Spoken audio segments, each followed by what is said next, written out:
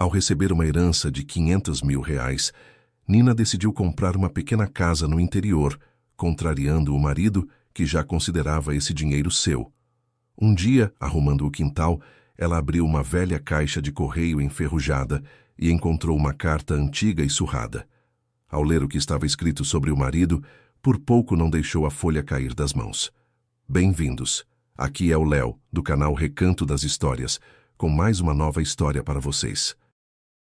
Antes de começarmos, escrevam nos comentários de onde estão nos assistindo. Esperamos que gostem da história de hoje. Nina soube da herança em uma quinta-feira, após o almoço. Ligou um número desconhecido. Ela demorou a atender, achando que fosse propaganda. Por fim atendeu, e uma voz feminina do outro lado perguntou se ela era Nina Aparecida Carvalho e se Zinaída, a tia Zilda, era sua parente. Nina confirmou que era sua tia por parte de mãe. A voz informou que a tia Zilda havia falecido 3 semanas antes, deixando um testamento no qual Nina era a única herdeira. O valor, R$ 500.000 numa caderneta de poupança. Nina desligou o telefone e ficou alguns minutos simplesmente sentada no banquinho da cozinha. Lá fora chovia uma garoa fina, a chaleira esfriava no fogão e da sala vinha o som da televisão. Sérgio assistia a algum programa sobre investimentos, como de costume. R$ 500.000. Nina tentou imaginar essa quantia e não conseguiu. Ela nunca havia segurado mais de 7.000 de uma vez. E isso havia sido 2 anos atrás, quando juntaram dinheiro para a reforma do banheiro, que Sérgio, no fim, nunca terminou. Com a tia Zilda, elas se viam raramente. Da última vez, uns 6 anos antes, num velório de uma prima, a tia Zilda estava parada junto à cerca, com um casaco escuro, seca, ereta, com um cigarro entre os dedos amarelados, e disse a Nina uma única frase durante todo o dia. Você continua tão quieta, Nininha. Cuidado. Os quietos são os que mais perdem. Nina não entendeu o que aquilo queria dizer. Agora, sentada na cozinha com o telefone na mão, ela se lembrou dessas palavras com uma nitidez como se a tia estivesse ao lado. A Sérgio ela contou à noite durante o jantar. Colocou na frente dele um prato com arroz, feijão e almôndega, sentou-se à sua frente e disse: Me ligaram de um cartório. A tia Zilda me deixou uma herança. R$ 500.000. Sérgio parou de mastigar. O garfo ficou suspenso no meio do caminho até a boca. Ele lentamente o pousou na borda do prato, enxugou a boca com o guardanapo e olhou para Nina, como quem ouve, de repente, algo inesperadamente importante. 500.000? Repetiu ele. De reais. De reais, confirmou Nina, acenando com a cabeça. Sérgio recostou na cadeira. Em seu rosto passou algo estranho. Não alegria, não espanto, mas sim cálculo. Nina havia visto aquela expressão centenas de vezes, quando ele olhava anúncios de venda de alguma coisa, quando folheava seus intermináveis planos de negócios, quando conversava ao telefone com mais um conhecido que tinha um negócio certo. Os olhos se estreitavam um pouco, o lábio inferior avançava levemente. Os dedos começavam a tamborilar na mesa. É dinheiro sério, disse ele por fim. Precisa pensar em onde aplicar direitinho. Não, que bom. Não, você deve estar triste com a tia. Não, o que você quer fazer com isso? Diretamente onde aplicar. E precisa pensar, significava, claro, que quem iria pensar seria ele. Em 30 anos de casamento, Nina havia se acostumado ao fato de que todas as decisões da família eram tomadas por Sérgio. Não porque ele fosse mais inteligente, mas porque era mais barulhento. Ele sempre falava com segurança, com vigor, como se cada ideia sua fosse a única correta. Nina trabalhava como contadora numa construtora até se aposentar, cuidava do dinheiro alheio com precisão e cuidado e entregava o próprio ao marido, porque assim era o costume. Sérgio decidia qual móvel comprar. Sérgio escolhia para onde ir nas férias, embora raramente fossem a algum lugar. Sérgio até no mercado ia na frente com o carrinho e colocava nele o que julgava necessário. E Nina ia atrás, de vez em quando devolvendo silenciosamente à prateleira um pacote de biscoito caro que ele jogara no carrinho sem olhar o preço. Dinheiro sempre foi assunto delicado na família. Sérgio vivia tramando algo. Ora comprava um lote de mercadorias para revender. Ora investia num conhecido que estava abrindo um lava-rápido.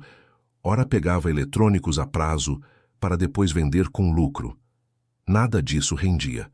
O lava-rápido fechou em 6 meses. As mercadorias apodreciam na garagem. Os eletrônicos foram vendidos pela metade do preço. Mas Sérgio nunca reconhecia os erros.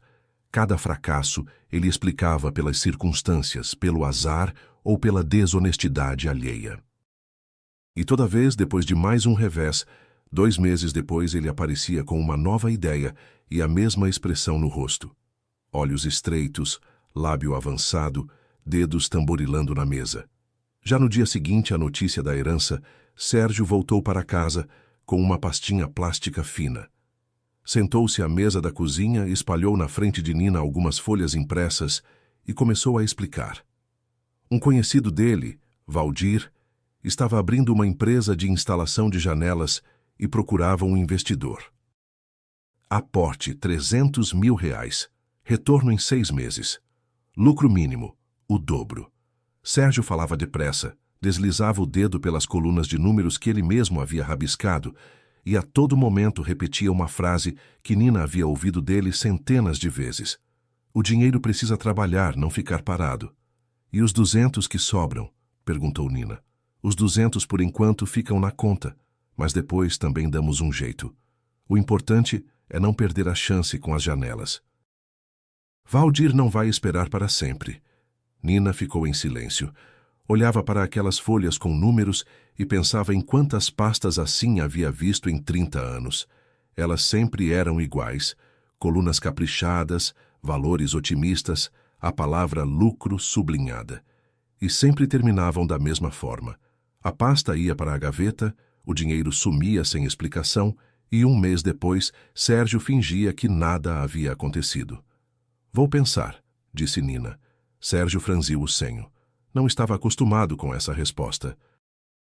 Normalmente, Nina ou concordava de imediato, ou a princípio resistia em voz baixa, e depois acabava cedendo de qualquer jeito, porque discutir com Sérgio era inútil e desgastante.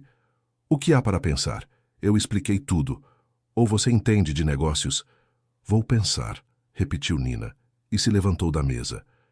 Ela foi para o quarto e fechou a porta.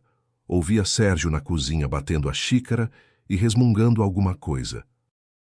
Nina sentou na beira da cama e, pela primeira vez em muitos anos, fez a si mesma uma pergunta que antes lhe parecia sem sentido. O que é que ela mesma queria? O pensamento não surgiu de imediato. Foi aflorando devagar, como um desenho num vidro embaçado. Nina se lembrou de como na infância viajava com a mãe para visitar parentes no interior. Uma casinha com varanda de madeira entalhada, um jardim com flores, o cheiro de terra aquecida pelo sol. Ela dizia à mãe que, quando crescesse, compraria uma casa com jardim. A mãe ria e acariciava sua cabeça.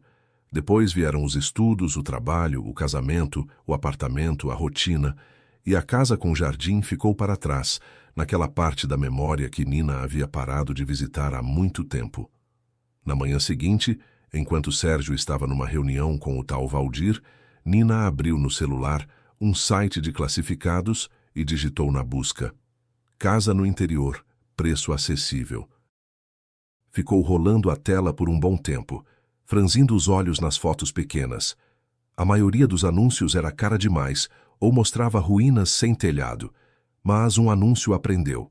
Uma casinha numa cidadezinha do interior, 40 minutos da capital. 2 quartos, cozinha, varanda, terreno com jardim. As fotos eram opacas, tiradas num celular velho. Mas Nina conseguiu enxergar uma mangueira junto à cerca, arbustos de amora ao longo da trilha e uma caixa de correio enferrujada num poste de madeira junto ao portão. O preço era razoável, menos de R$200 mil. Nina ligou para o número do anúncio. Atendeu um homem que se apresentou como Genildo. Disse que vendia a casa por procuração do antigo dono. Podia vir ver quando quisesse. Nina marcou para o dia seguinte. Ela foi sozinha, no ônibus da manhã. Para Sérgio, disse que ia visitar uma amiga. Mentir era algo incomum para ela. e na rodoviária suas mãos tremiam. Mas junto àquele tremor havia algo mais. Uma sensação que Nina demorou a reconhecer. Só depois percebeu. Era antecipação. Ela estava fazendo algo por conta própria, sem pedir permissão, sem precisar de aprovação. E por isso, por dentro, desdobrava-se um calor quente e quase esquecido, parecido com aquele encantamento de criança diante da casa do interior, com as flores no jardim. A cidadezinha era tranquila. A estrada asfaltada dava lugar a uma de terra batida, ladeada por cercas de tábua e arame. Nina encontrou a casa pelo número no portão. Genildo já esperava. Um homem robusto de uns 50 anos, de jaqueta de trabalho. Abriu o portão e deixou Nina passar na frente. A casa era exatamente como ela havia imaginado pelas fotos, só que melhor. Bom, a tinta dos caixilhos estava descascada, a varanda levemente afundada, o jardim com mato até o joelho.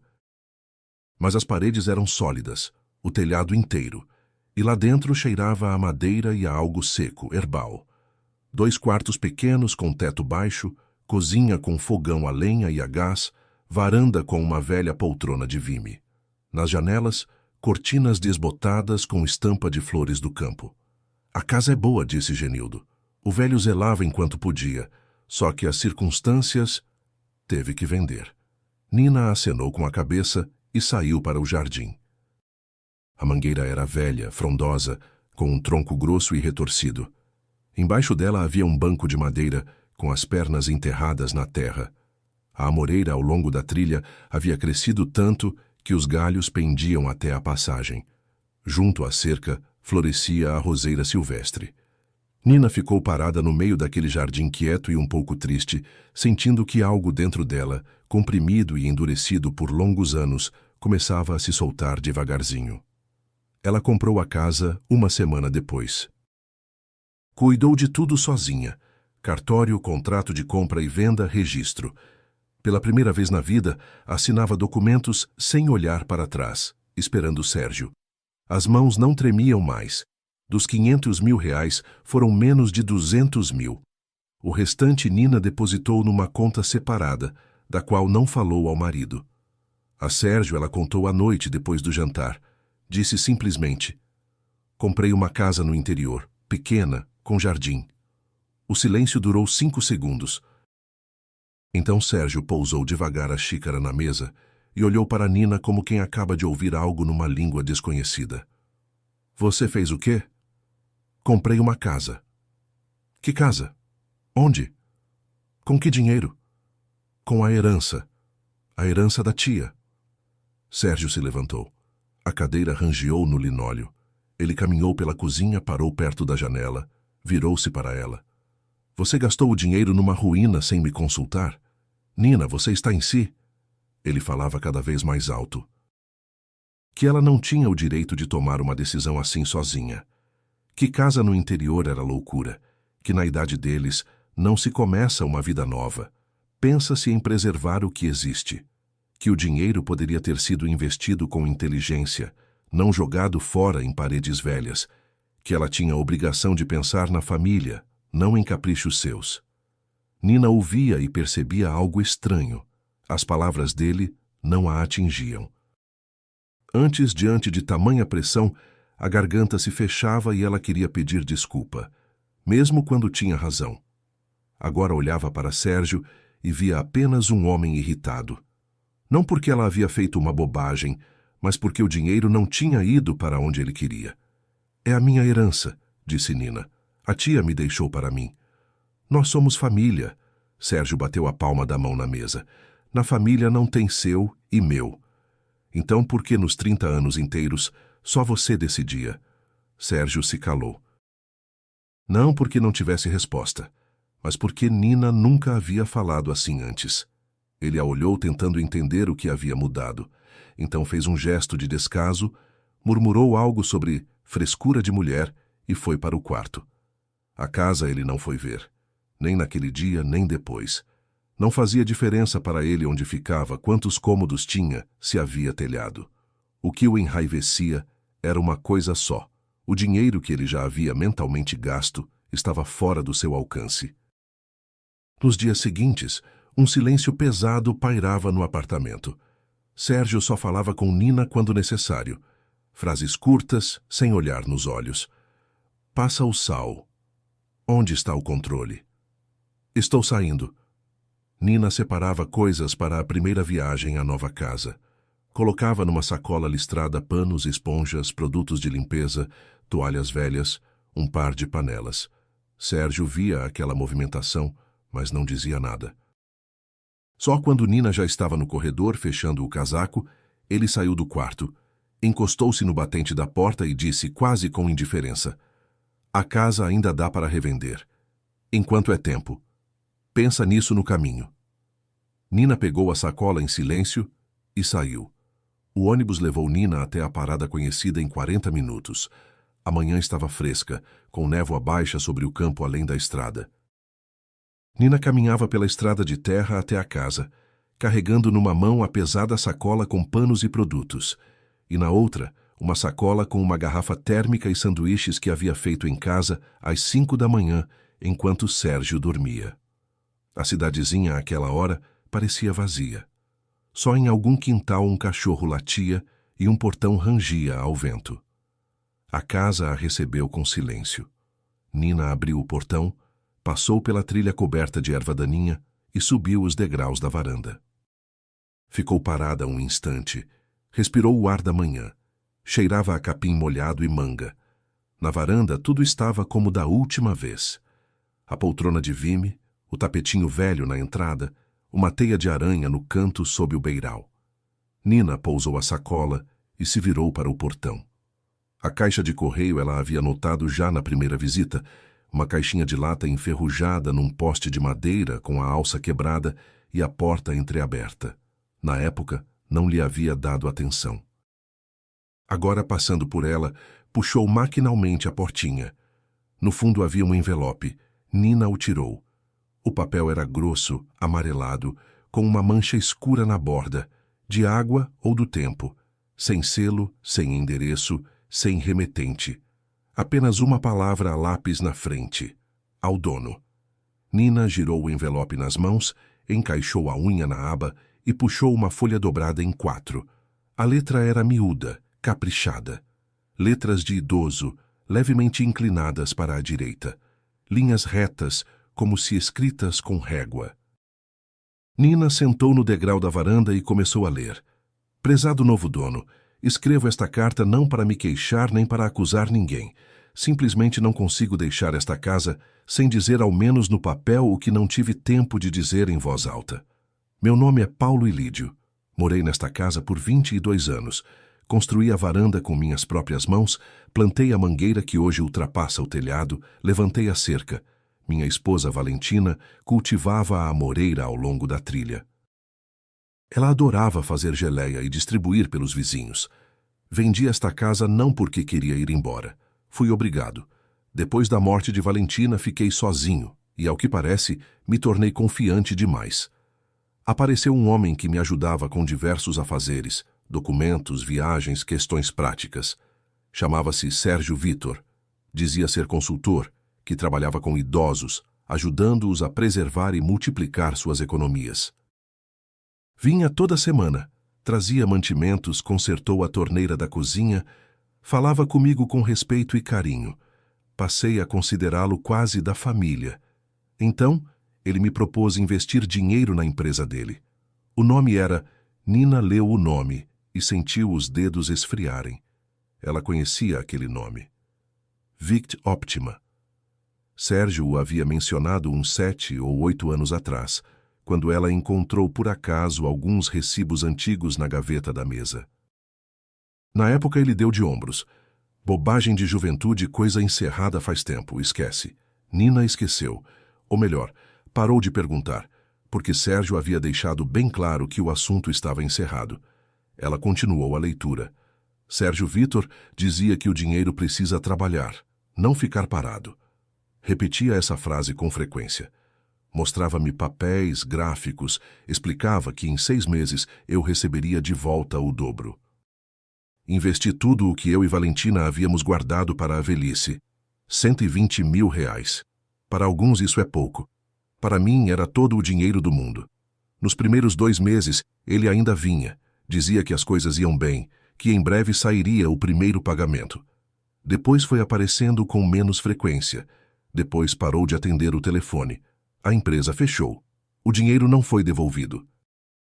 Fui à polícia, mas me disseram que formalmente eu mesmo havia assinado o contrato e eu mesmo havia transferido o dinheiro, que não havia crime, que era uma questão civil.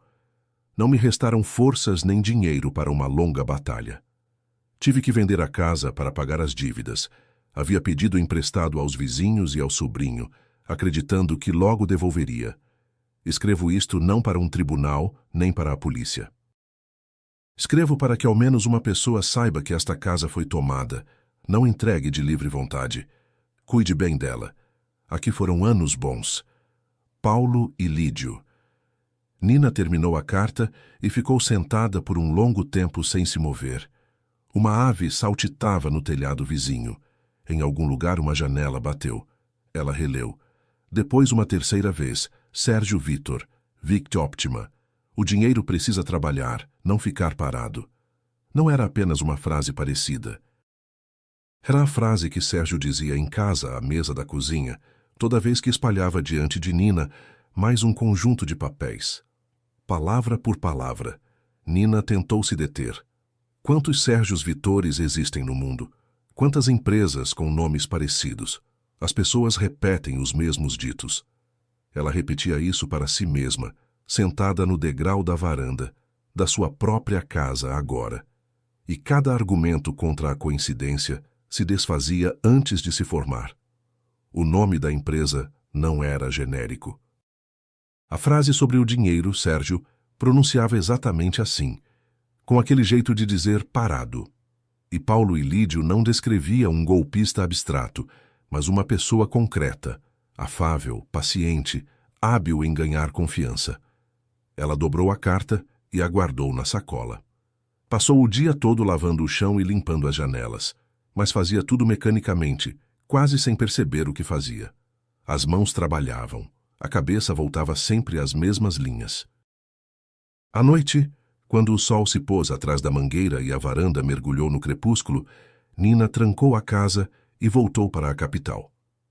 Sérgio estava sentado diante da televisão com um prato no colo. Havia requentado o feijão do dia anterior. Quando Nina entrou, ele a olhou rapidamente e perguntou sem cumprimentá-la. E então, já se fartou de ver sua ruína? Talvez agora a gente possa conversar de verdade. Ele desligou a televisão, pousou o prato na mesinha de centro e se virou para Nina. Nas mãos de novo a pasta. Tirou novas folhas impressas com logotipo e números. Valdir não vai esperar para sempre. Falei com ele hoje. Ele está disposto a dar mais uma semana. A casa dá para pôr à venda. Comprador aparece rápido. O bairro é bom. Você vende, transfere o dinheiro e a gente investe direito. Calculei tudo. Olha aqui. Ele apontou o dedo para uma linha com números. Nina estava no corredor ainda de casaco, olhando para o dedo, para as folhas, para aquela expressão familiar no rosto, olhos entreabertos, lábio avançado, voz segura. E algo dentro dela girou em silêncio, como um interruptor. Talvez você tenha razão, disse ela. Sérgio ficou parado. Estava visivelmente esperando resistência, pronto para insistir, e a concordância repentina o pegou de surpresa. Então, seu rosto se abriu. A ruga entre as sobrancelhas desapareceu. Ele até esboçou um sorriso. Pronto, tá vendo? Eu sabia que era mais sensato. Para que essa casa? A gente depois compra alguma coisa melhor. Um sítio de verdade, com conforto. Agora o que importa é não perder a hora. Ele se levantou, foi até Nina e pousou a mão no ombro dela. Um toque que não existia há muitos meses. Nina ficou parada, sentindo o peso daquela mão, enquanto na cabeça soavam as palavras da carta de Paulo e Lídio. Vinha toda semana, trazia mantimentos, consertava a torneira, falava com respeito e carinho. O carinho se ligava quando o dinheiro estava perto. O carinho se desligava quando o dinheiro sumia. Vou pensar até amanhã, disse Nina, e foi para o banheiro. Debaixo do chuveiro, ela pela primeira vez se permitiu levar o pensamento até o fim. Se Sérgio era aquele homem da carta, então ele não queria apenas investir a herança dela. Ele já sabia como aquilo funcionava. Havia feito isso antes, não com algum desconhecido abstrato, mas com um idoso que o considerava amigo. E agora, a vítima seria ela, sua esposa, a quem ele prometia um sítio melhor e acariciava no ombro quando ela dizia: "Talvez você tenha razão." No dia seguinte, Nina esperou Sérgio sair de casa e ligou para Genildo, o homem que lhe havia vendido a casa. Começou a conversa com cautela. Disse que queria saber mais sobre a história da casa. Talvez houvesse documentos do terreno, planos antigos, alguma coisa do antigo dono. Genildo respondeu com disposição. Contou que a casa havia pertencido ao seu vizinho Paulo Ilídio, o seu Paulo, como era chamado no vilarejo. Um homem bom, quieto, trabalhador. Morava sozinho depois da morte da esposa, cuidava da casa, mexia no jardim. Depois alguma coisa aconteceu. Genildo não sabia exatamente o quê. Mas o seu Paulo decaiu de repente, parou de sair à rua e alguns meses depois pediu ajuda para vender a casa. Disse que havia se enrolado com dinheiro. Genildo fez uma pausa. Os detalhes não sei. Ele não gostava de falar sobre isso. Só dava para ver que a pessoa estava mal. Pegou as coisas, me deu a chave e foi embora. Agora mora com o sobrinho no interior, uns 20 minutos de ônibus. Você tem o telefone dele? Perguntou Nina. Telefone não tenho, mas posso dizer o endereço. O sobrinho se chama André, sobrenome Lopes. Fica na Rua das Flores, quarta casa. Todo mundo conhece. Nina anotou o endereço num pedaço de papel e naquele mesmo dia, após o almoço, foi até o interior. O ônibus passava por campos e matas, parava em cada ponto. Nina ficou sentada ao lado da janela, apertando no bolso o envelope com a carta, pensando no que estava fazendo. Ela ia até um desconhecido para perguntar sobre o próprio marido. Uma semana atrás, isso lhe pareceria impossível. Não porque Nina fosse ingênua, mas porque vivera 30 anos seguindo uma regra que havia estabelecido para si mesma. Não fuçar, não perguntar, não provocar. Assim era mais fácil, assim era mais tranquilo, assim era possível fingir que tudo estava bem. A cidadezinha era pequena, com um mercadinho, um correio e uma igrejinha atrás de um muro baixo. A Rua das Flores Nina achou rápido. A quarta casa era de tijolos, atrás de uma cerca verde. No pátio, um Fusca velho de pneus murchos e um galpão de telhado de zinco. Ao toque, saiu uma mulher de uns 40 anos, de avental com farinha nas mãos. A esposa de André, como se descobriu. Nina disse que havia comprado a casa de Paulo Ilídio e queria conversar com ele. Havia questões sobre o terreno e os documentos. A mulher a olhou com curiosidade, mas sem desconfiança, e chamou para dentro da casa. Tio Paulo, tem visita para você. Paulo Ilídio saiu de um quarto lateral devagar, apoiando a mão no batente. Um homem magro de uns 70 anos, talvez um pouco mais, de camisa xadrez abotoada até o último botão. Rosto bronzeado, mas abatido, olhos claros, aguados, com aquela expressão especial de cansaço que não vem do trabalho, mas do vivido. Ele olhou para Nina e algo em seu olhar se abalou. Você comprou minha casa, disse ele, e não era uma pergunta. Sim, Nina acenou com a cabeça, e encontrei sua carta na caixa de correio. Paulo Ilídio baixou os olhos, depois disse em voz baixa, vamos para a varanda, lá é mais tranquilo. Saíram para a varanda dos fundos envidraçada, com uma mesa de madeira coberta por uma toalha de plástico com estampa de flores. A esposa de André trouxe café em canecas e foi embora. Paulo Ilídio sentou-se na frente de Nina, colocou as mãos sobre a mesa, mãos grandes, nervosas, com manchas escuras no dorso, e ficou em silêncio. Nina pousou o envelope na frente dele. Paulo Ilídio olhou, mas não o pegou. Eu li a carta, disse Nina, e quero entender a verdade. A pessoa que o senhor descreve, Sérgio Vitor, a empresa Vict Optima, a frase sobre ficar parado. Eu conheço tudo isso. Ouço em casa todo dia. Paulo Ilídio ergueu os olhos para ela. Ficaram um tempo se olhando em silêncio. Então o velho se levantou, entrou em casa e voltou 1 minuto depois com uma pasta de papelão presa por um elástico. A pasta estava gasta, com as pontas dobradas. Ele a pôs na mesa e tirou o elástico.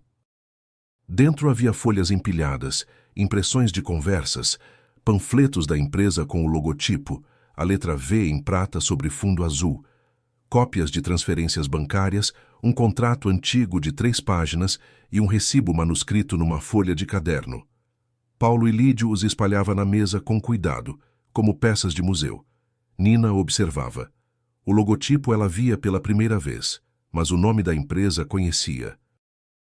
O número de telefone nas impressões de conversa era diferente do número atual de Sérgio, mas Nina o lembrava. Ainda estava anotado em alguns papéis velhos de seguro guardados na gaveta debaixo da cômoda. E nas mensagens, Sérgio escrevia a Paulo Ilídio com as mesmas palavras que agora usava para convencê-la. Não pode perder essa chance. Depois o senhor vai me agradecer. O que falta é se decidir. Me conte tudo, pediu Nina.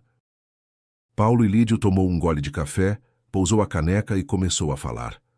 A voz era baixa, tranquila, sem agonia. Assim falam as pessoas que já atravessaram o mais doloroso e agora simplesmente recordam. Sérgio apareceu 6 meses após a morte de Valentina. Paulo Ilídio estava completamente perdido naquela época. Não sabia cuidar da casa sozinho, entendia mal de burocracia, não sabia como dar baixa na pensão da esposa, como resolver o caso da caderneta dela. Um conhecido deu um número de um consultor que ajudava idosos com documentos. Paulo Ilídio ligou e 2 dias depois apareceu Sérgio. Era atencioso, disse Paulo Ilídio, olhando para a mesa. Não apressava, não pressionava, ajudou com os papéis, levou ao cartório, depois ao banco. Até consertou a torneira da cozinha. Eu mesmo já não conseguia. As mãos já não são as mesmas.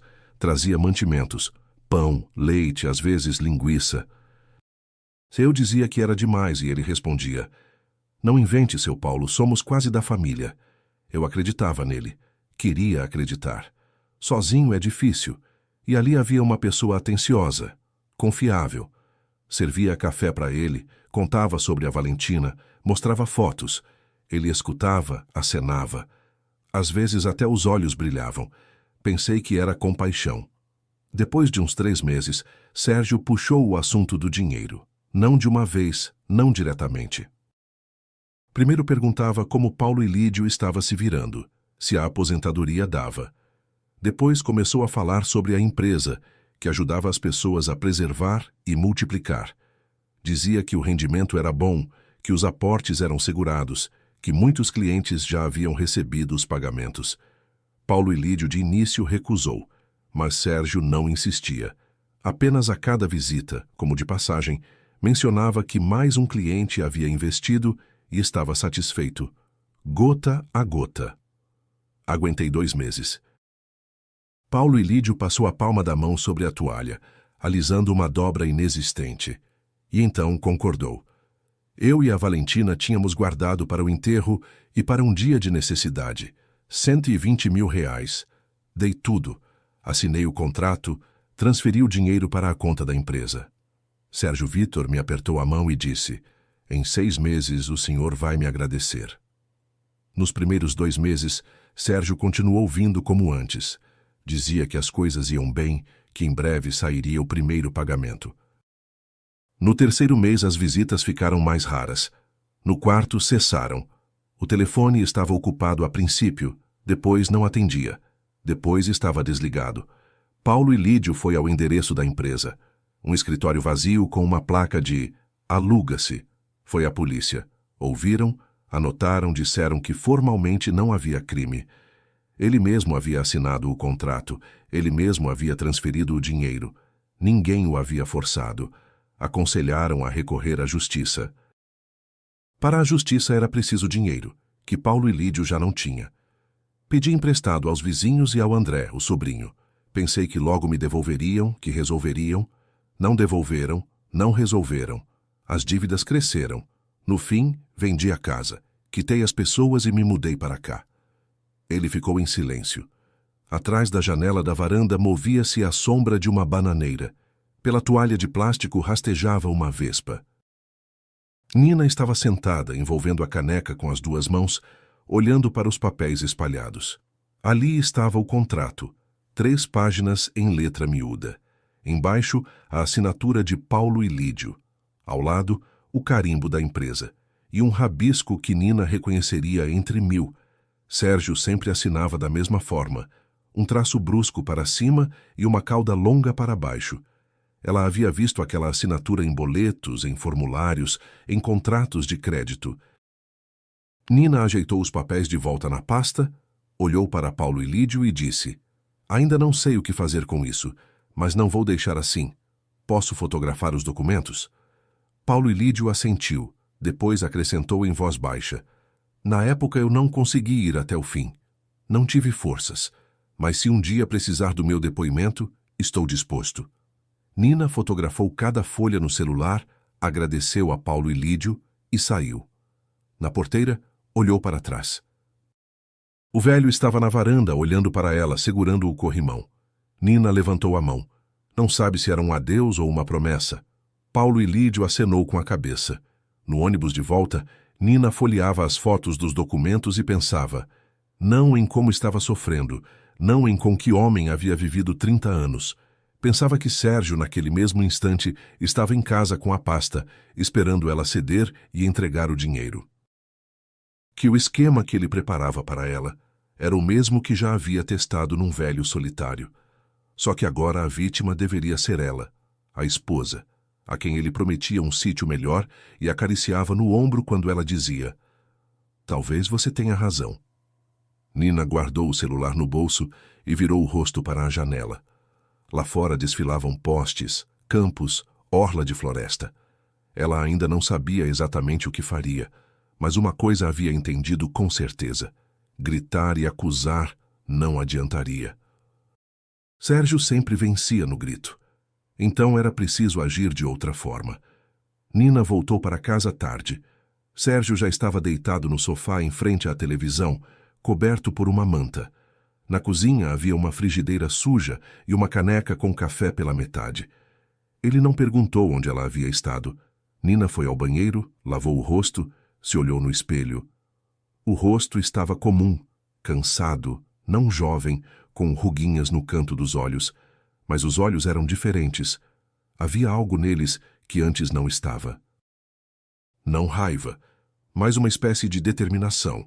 De manhã Nina acordou antes de Sérgio, cozinhou mingau, fatiou pão, pôs na mesa a manteiga e um pote de geleia.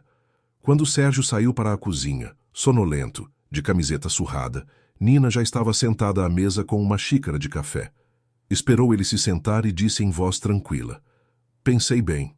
Você tem razão. É melhor vender a casa. Mas quero fazer tudo direitinho, pelo cartório, com contrato, para depois não restar dúvida, para você não poder dizer que eu errei alguma coisa ou fiz errado." Sérgio, que já havia levado a colher até a boca, parou. Depois a abaixou devagar, olhou para Nina e abriu um sorriso. Não aquela careta irritada dos últimos dias, um sorriso de verdade, largo, quase meigo. Assim, ele sorria uns 15 anos atrás, quando ainda sabia ser cativante. "Ora, por fim", disse ele, "isso sim é bom senso." "Certo, pelo cartório. Tudo limpo, tudo oficial. Eu mesmo cuido de tudo, encontro um cartório, preparo os papéis. Você não vai precisar se preocupar com nada." "Não", disse Nina. "O cartório eu escolho. Se o dinheiro é meu, o cartório também é meu. Esta é a única condição." Sérgio franziu levemente o senho, mas não discutiu. Nina viu como ele rapidamente calculava na cabeça. Vale a pena brigar por causa de um cartório quando o dinheiro principal já estava quase na mão? Decidiu que não valia. "Tudo bem", assentiu ele. "Escolha o seu cartório, só não enrole. Valdir liga todo dia." Nos 3 dias seguintes, Sérgio se comportou como se tivessem trocado a pessoa. Lavou a louça depois do jantar, coisa que não fazia há meses. Trouxe do mercado uma sacola com mantimentos não pela lista de Nina, mas por iniciativa própria. Comprou uma caixa de bombom, aquele que ela adorava e que ele nunca havia se lembrado de comprar. À noite, quando Nina lia no sofá, Sérgio sentou-se ao lado e perguntou como ela estava. Assim, sem motivo oculto relacionado a dinheiro. Nina respondia com calma, sorria, agradecia pelo bombom e, por dentro, contava os dias. Já havia encontrado um cartório, indicado por uma advogada que havia consultado na segunda-feira, sem contar a ninguém. A advogada, uma mulher mais velha com cabelo curto e pastas empilhadas até o teto no escritório apertado, ouviu Nina, olhou as fotos dos documentos da pasta de Paulo e Lídio, balançou a cabeça e disse: com documentos como estes, correspondências, recibos assinados, registros de transferência, ainda há base para a responsabilização. Depende da tipificação e de como o caso for instruído, mas há chances. Mas antes de tudo, era preciso impedir o marido de repetir o esquema com ela. Nina ligou para Paulo e Lídio de um orelhão perto dos correios. Não queria que a ligação ficasse no histórico do celular. O velho atendeu imediatamente como se estivesse esperando. Nina explicou o plano em poucas palavras. Marcaria uma reunião no cartório, aparentemente para formalizar a venda da casa e a transferência do dinheiro. Mas, na verdade, pediria a Paulo e Lídio que fosse até lá com a pasta de documentos. Não para criar um escândalo, mas para que Sérgio visse o velho, visse os papéis e entendesse que o esquema havia sido descoberto, e para que a cartorária também visse. Paulo e Lídio ficou em silêncio por um momento. Depois perguntou: a senhora não está com medo? Estou, respondeu Nina. Mas se eu recuar agora, ele vai ficar com o dinheiro e vai fazer a mesma coisa com outra pessoa. Vou, disse Paulo e Lídio. Nina marcou a reunião para uma sexta-feira, às 11 da manhã.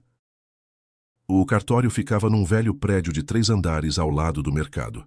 Primeiro andar, porta pesada com uma placa, corredor estreito com linóleo. Nina chegou meia hora antes, conversou com a cartorária, uma mulher tranquila de meia-idade chamada Irene, Dona Irene, como a chamavam, e explicou a situação. Não tudo, mas o suficiente. Que havia questões a esclarecer sobre a pessoa com quem estava prestes a assinar os documentos e que viria uma testemunha que talvez estivesse envolvida no caso. Dona Irene ouviu sem exagero nas emoções, acenou com a cabeça e disse que de qualquer forma não validaria nada do que não tivesse certeza. Paulo e Lídio veio de ônibus. Nina o esperou na entrada. Ele estava com a mesma camisa xadrez abotoada até o último botão, só que por cima havia colocado um paletó cinza, velho, mas limpo e passado. Nas mãos, aquela mesma pasta de papelão presa pelo elástico. Entraram juntos e sentaram no escritório da cartorária. Nina à esquerda, Paulo e Lídio à direita, a pasta sobre a mesa à sua frente. Sérgio chegou exatamente às 11. Nina ouviu seus passos no corredor, seguros, levemente pesados. Ele abriu a porta do escritório como quem entra no próprio escritório. Na mão, a pasta plástica com que havia rodado pelo apartamento a semana inteira. No rosto, a expressão de quem veio concluir um assunto há muito resolvido. Ele deu um passo para dentro e parou. Primeiro viu Nina, depois virou o olhar para a direita e viu Paulo e Lídio. O velho estava sentado ereto, as 2 mãos sobre a pasta, olhando para Sérgio em silêncio. Sérgio empalideceu. Foi instantâneo, como se tivessem puxado a cor do rosto. Ele ficou parado na soleira, ainda segurando a maçaneta, e Nina viu como os dedos na maçaneta ficaram brancos de tanto apertar. Então se recompôs, avançou, fechou a porta, sentou na cadeira vazia e pôs a pasta no colo. Boa tarde, disse ele para a cartorária, ignorando completamente Paulo e Lídio. Sou marido de Nina Carvalho. Viemos formalizar a venda da casa e a transferência dos recursos. Aqui estão os documentos. Espere, disse Nina. A voz estava calma, embora o coração batesse de um jeito que ecoava nas têmporas. Antes de assinarmos qualquer coisa, quero esclarecer uma questão. Este é Paulo e Lídio. Ele é o antigo dono da casa que comprei. Ele perdeu essa casa depois de investir todas as suas economias numa empresa chamada Vict Optima. A empresa pertencia a um homem chamado Sérgio Vitor. Paulo e Lídio têm documentos, correspondências, recibos, cópias de transferências. Quero entender, Serginho. É coincidência ou você conhece essa história? Sérgio ficou imóvel. Não olhava nem para Nina, nem para Paulo e Lídio. Olhava para a frente, para a parede atrás da cartorária, onde estava pendurado um calendário com paisagem de praia. Depois sorriu torto, um sorriso forçado, pouco convincente. Nina, que palhaçada é essa? Vim formalizar um negócio e você trouxe um estranho. Nunca vi esse homem na vida. Que empresa? Não estou entendendo do que você fala. Nina se virou para Paulo e Lídio. O velho, em silêncio, tirou o elástico da pasta e começou a tirar os documentos sobre a mesa. Primeiro, o panfleto do Vict Optima com o logotipo. Depois, as impressões das conversas, onde o remetente era Sérgio Vitor e o destinatário Paulo e Lídio. Depois, as cópias das transferências bancárias com valores e datas. Depois, o contrato com assinatura e carimbo. E, por fim, o recibo manuscrito com aquele rabisco embaixo, traço brusco para cima e cauda longa para baixo. Nina abriu a bolsa e pôs ao lado os papéis de Sérgio, as mesmas folhas que ele havia mostrado em casa. Outro nome, outra empresa, outro ano. Mas a estrutura era idêntica. As mesmas promessas de lucro rápido, a mesma redação no contrato, a mesma cláusula em letra miúda dizendo que o investidor tinha ciência dos riscos e os aceitava voluntariamente. Dona Irene, Nina se virou para a cartorária. Por favor, olhe com atenção. Aqui estão os documentos que meu marido preparou para mim, e ali estão os documentos com base nos quais, 7 anos atrás, esse homem perdeu todas as suas economias. Peço que compare. A cartorária pegou as 2 pilhas, pôs uma do lado da outra e começou a ler. Um silêncio se instalou no escritório. Ouvia-se a conversa das pessoas no corredor e o zumbido do ar-condicionado no cômodo ao lado. Dona Irene leu devagar, passando o olhar de um conjunto de papéis para o outro. Depois tirou os óculos, pousou-os sobre a mesa e disse: Não vou validar esses documentos. E recomendo veementemente, Nina, que não assine nada do que foi apresentado aqui, até uma verificação independente completa. Sérgio se levantou de um salto. A cadeira atrás dele balançou e bateu na parede. Que absurdo completo! Ele apontou o dedo na direção de Paulo e Lídio. Esse velho está inventando. Está confuso, não está bem da cabeça. Eu não o conheço. Não conheço nenhuma Vict Optima. E o fato de os papéis serem parecidos... Desculpe, mas todos os contratos se parecem. É um formulário padrão. Virou-se para Nina. O rosto estava vermelho escuro. No pescoço, uma veia tinha inchado. Você armou isso. Em vez de resolver a situação como uma pessoa normal, trouxe um velhinho desconhecido e está me fazendo passar por golpista. Sou seu marido, 30 anos, e você confia mais num estranho do que em mim. Não sou estranho, disse Paulo e Lídio em voz baixa. Não se levantou, não elevou o tom. Ficou sentado com as palmas sobre a mesa, olhando para Sérgio de baixo para cima. Me lembro do senhor Sérgio Vitor. O senhor consertou minha torneira na cozinha. Trouxe pão e leite. Dizia que éramos quase da família. E depois levou tudo que eu tinha e parou de atender o telefone. Sérgio abriu a boca e fechou. Depois abriu de novo. O senhor está me confundindo com alguém. Nunca o vi antes na vida. Então, de onde vem sua assinatura no recibo? Perguntou Nina. Ela apontou para a folha manuscrita que estava sobre a pilha. 30 anos olhando para a sua assinatura, Serginho.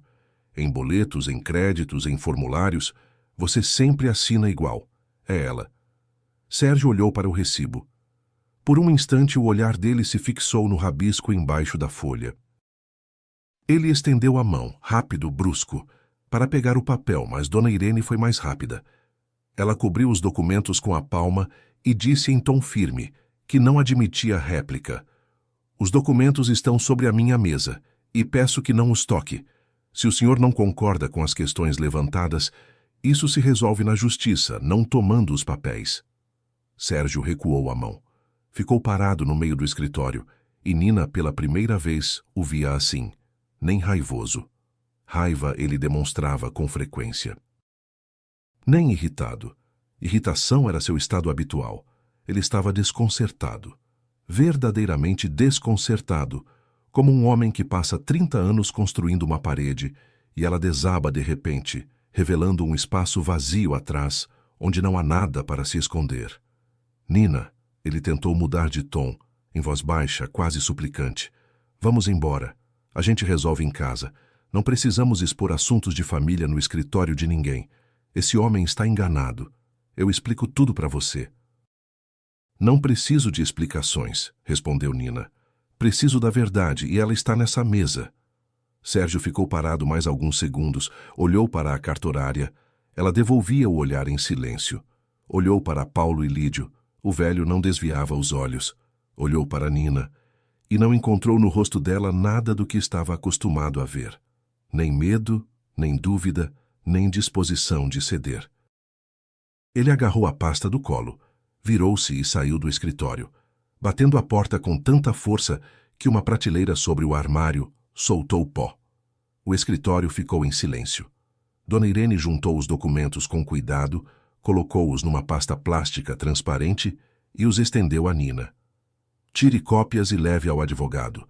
Da minha parte, registrarei que me recusei a validar os documentos e o motivo. Se precisar de esclarecimentos, é só me procurar. Nina acenou com a cabeça, virou-se para Paulo e Lídio. O velho estava sentado com as mãos no colo, respirando pesado. Era visível que o encontro havia sido difícil, mas o rosto estava sereno. Naquela época não consegui, disse ele, sem se dirigir a ninguém em especial. Não tive forças para ir até o fim. Agora tenho. Se precisar do meu depoimento, estou pronto. Que a justiça seja feita, ainda que tarde. Nina o ajudou a se levantar, e eles saíram do cartório juntos. Na entrada, Paulo e Lídio parou, piscando para o sol. O dia estava quente. Pela calçada passavam pessoas com sacolas do mercado. Passou um ciclista. Um dia comum, uma rua comum. Mas por dentro de Nina, tudo vibrava fino e claro, como uma corda esticada. Obrigada, disse ela a Paulo e Lídio. O velho balançou a cabeça. Sou eu que agradeço. Você está fazendo o que eu não consegui. Nina voltou para casa ao anoitecer. Sérgio havia sumido. Sobre a cômoda no corredor havia um bilhete. A letra era irregular, as letras saltavam, havia escrito com pressa ou com raiva. Nina tirou os sapatos, foi para a cozinha, ligou a chaleira, sentou à mesa e ficou imóvel até a chaleira ferver, desligar e esfriar. Então pegou o telefone e ligou para a advogada. Explicou que a reunião havia acontecido, que a cartorária havia se recusado a validar os documentos de Sérgio, que todos os papéis estavam em mãos. A advogada disse para vir cedo no dia seguinte, trazendo tudo, as fotos e os originais que Paulo e Lídio estava disposto a fornecer. Também aconselhou, antes de mais nada, a bloquear o acesso de Sérgio à conta bancária, onde ficava o restante do dinheiro da herança. Nina acenou com a cabeça, ainda que a advogada não pudesse ver, e disse, faço amanhã, antes de ir ao seu escritório. No dia seguinte, Nina acordou às 6, se vestiu em silêncio enquanto Sérgio dormia no cômodo ao lado. Ele havia voltado depois da meia-noite sem dizer nada e se instalara no sofá. Desde o episódio no cartório, havia se transferido para lá e parado de conversar com ela completamente. Ela saiu do apartamento, chegou ao banco na hora da abertura e assinou um requerimento de alteração de acesso à conta. A atendente verificou os documentos, confirmou que a conta estava em nome de Nina e que nenhuma procuração havia sido emitida para terceiros e resolveu tudo em 15 minutos. Nina saiu do banco e, pela primeira vez naqueles dias, respirou fundo. A advogada trabalhou com rapidez. Imprimiu as fotos dos documentos de Paulo e Lídio e as organizou em pasta. Entrou em contato com o próprio Paulo e Lídio, que 2 dias depois veio de ônibus pelos campos com os originais. No escritório da advogada, ele ficou sentado ereto. Respondia com precisão sem se confundir nas datas. A advogada disse que havia material suficiente para abrir um novo processo. Havia correspondências, recibo com assinatura, transferências bancárias. O antigo caso de anos atrás não havia sido encerrado, apenas não chegara a julgamento. Com base nos documentos reunidos, ainda havia possibilidade concreta de responsabilização. Em paralelo, a análise dos documentos que Sérgio havia preparado para Nina confirmou o que ela já entendia. A empresa por onde ele pretendia movimentar o dinheiro estava registrada em nome de um laranja, algum conhecido, cujo nome aparecia apenas no papel. A empresa não tinha ativos reais. A advogada balançou a cabeça e disse: seu marido não é nenhum inventor. Ele simplesmente repete a mesma coisa enquanto não é pego. A notícia da investigação se espalhou rapidamente. Pessoas que Sérgio havia convencido, por meio de Valdir, a investir no negócio de janelas começaram a ligar com perguntas. 2 deles exigiram de volta os adiantamentos. Valdir, que ao que tudo indicava não entendia bem em que havia se metido, rompeu todos os acordos com Sérgio e parou de atender o telefone. O projeto desmoronou em 10 dias como um castelo de cartas. E Nina, observando tudo de longe, não sentia triunfo, mas cansaço. Cansaço de pensar em quantas pessoas ele poderia ter enganado se ela tivesse ficado calada. Em casa, Sérgio se agitava. Nos primeiros dias depois do cartório ficou em silêncio, andando de cômodo em cômodo, batendo portas, fumando na varanda, coisa que não fazia havia uns 5 anos. Depois começou a pressionar. Não pelo grito. O grito ele havia tentado no cartório e saído perdendo. Agora havia escolhido outra arma. A pena. Nina, você entende o que fez? Dizia ele à noite, parado no batente da porta da cozinha. Destruiu tudo por causa de um velhinho estranho que você viu 2 vezes na vida. Temos 30 anos de família e você preferiu a palavra dele à minha. Todo mundo erra. Eu errei alguma vez. E daí? Aquele velho assinou os papéis ele mesmo. Ninguém o obrigou. E você agora está me transformando em criminoso. Nina lavava a louça. Primeiro prato, segundo, terceiro. Enxaguava, punha no escorredor. Está me ouvindo? A voz de Sérgio ficou mais alta. Estou ouvindo, Sérgio, disse ela sem se virar. Ouço tudo. Ouvi quando você disse a Paulo e Lídio que eram quase da família. Quando prometeu a ele o dobro de lucro. Quando parou de atender o telefone. Ouço tudo isso, Serginho. Só que antes era pelos ouvidos de outra pessoa, e agora é pelos meus. Sérgio ficou em silêncio. Ficou parado, virou-se e foi para o quarto. Depois de uma semana ele falou em divórcio. Disse isso de manhã, no café, com uma calma deliberada. Se foi isso que você decidiu, vamos nos divorciar. Vamos ver como você se vira sozinha, sem marido, sem apoio, com a casa no interior e um velho no lugar de família. Nina tomou um gole de café, pousou a xícara no pires. Tudo bem, disse ela. Vamos nos divorciar. Sérgio esperava outra resposta. Esperava susto, lágrimas, pedidos para reconsiderar. Em 30 anos conhecia uma Nina que tinha medo de ficar sozinha, que cedia e cedia, só para preservar o que chamava de família. Mas esta Nina, que estava sentada à sua frente, de xícara na mão e olhar sereno, era-lhe desconhecida. Não tenho medo de ficar sozinha, acrescentou ela. Já estava sozinha, todos esses anos. Só que morava um homem ao lado que chamava isso de família, mas na prática contava o meu dinheiro e esperava que me caísse algo grande nas mãos. O divórcio foi formalizado 2 meses depois. Sérgio tentou reivindicar parte da herança, mas a advogada explicou a ele o que, aliás, ele mesmo já sabia. Herança recebida durante o casamento não é patrimônio comum. O apartamento foi dividido. Estava registrado em nome dos 2 de qualquer forma. Sérgio pegou sua parte, juntou as coisas em 2 malas e foi embora. Para onde Nina não perguntou. E não se importava. Nina ficou na janela, olhando-o carregar as malas para o táxi. Nada se mexeu por dentro, nem alívio, nem dor. Apenas um sentimento tranquilo e igual de conclusão, como a última página de um livro comprido que já era hora de fechar. Paulo e Lídio ligou 1 mês depois do divórcio. A voz estava mais animada do que no primeiro encontro.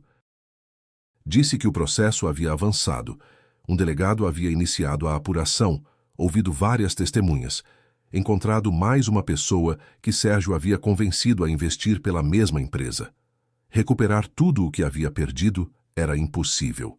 O dinheiro de Sérgio tinha ido embora tão rápido quanto havia chegado, mas o simples fato de o processo finalmente ter chegado a uma investigação significava para Paulo e Lídio mais do que qualquer quantia. Ele disse: "O que me importa é que acreditaram em mim. Na época não acreditaram, agora acreditaram." Ao final da conversa, ele pediu permissão para visitar a casa, não como hóspede, só para ver. Nina disse: "Claro, venha quando quiser." Ele veio em um sábado de manhã no mesmo ônibus. Nina o encontrou no ponto e foram juntos pela estrada de terra até o vilarejo. O dia estava ensolarado, quente, com um céu alto e cheiro de capim cortado no terreno vizinho. Paulo e Lídio andava devagar, apoiado numa bengala, em silêncio. Na porteira ele parou. Ficou olhando para a casa, para as paredes caiadas, para a varanda com os degraus novos que Nina havia pedido ao vizinho para consertar, para o jardim. A mangueira já havia florescido e deixado brotar pequenas mangas verdes entre as folhas. A amoreira ao longo da trilha havia sido podada e amarrada. Junto à cerca florescia a roseira silvestre. "A Valentina plantou essa roseira", disse Paulo e Lídio com um aceno de cabeça em direção a ela. "Dizia que o chá dela é o mais saudável. Eu não acreditava. Todo junho ela colhia as frutinhas e secava no peitoril." Eles entraram no jardim e sentaram no banco embaixo da mangueira. Nina trouxe da varanda a chaleira e 2 xícaras. O chá era de saquinho, simples, mas Paulo e Lídio segurava a xícara com as 2 mãos e tomava devagar, em pequenos goles, piscando para o sol. "Pensei que fosse doer vir aqui", disse ele por fim. "Mas me sinto melhor.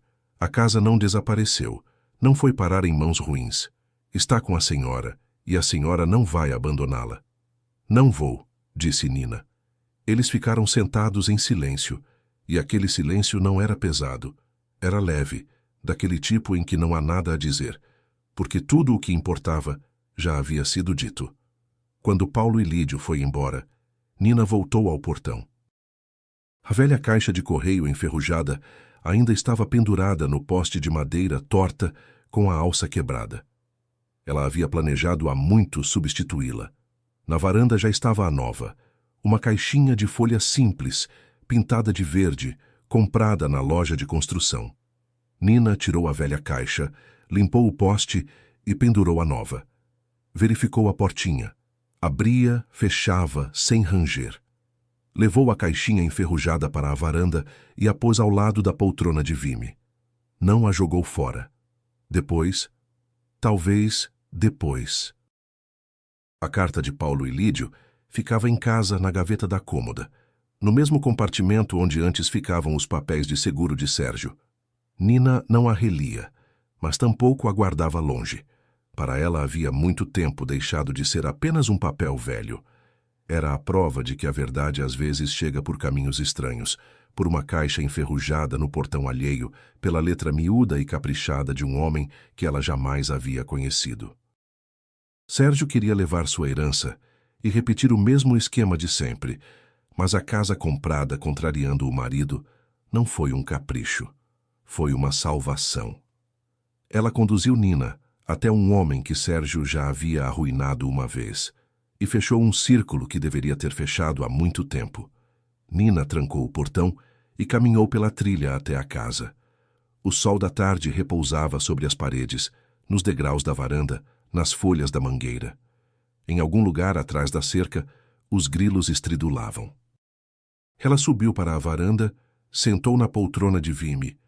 E não havia nada a decidir, ninguém de quem se defender, nada a provar a ninguém. Pela primeira vez em muitos anos, ela simplesmente estava sentada na própria casa. Não na de Sérgio, não na casa de ambos, não numa casa alheia. Na sua.